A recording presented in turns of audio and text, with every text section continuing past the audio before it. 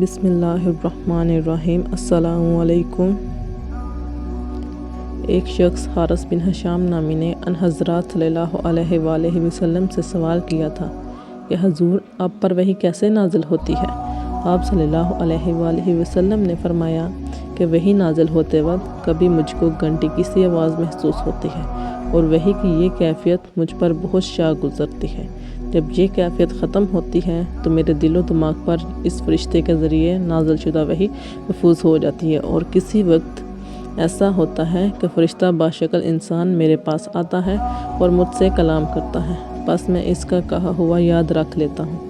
حضرت عائشہ رضی اللہ عنہا کا بیان ہے کہ میں نے سخت کڑاکے کی سردی میں ان حضرات صلی اللہ علیہ وآلہ وسلم کو دیکھا ہے کہ آپ صلی اللہ علیہ وآلہ وسلم پر وحی نازل ہوئی، اور جب اس کا سلسلہ موقوف ہوا تو آپ صلی اللہ علیہ وآلہ وسلم کی پیشانی پسینے سے شرابور تھی۔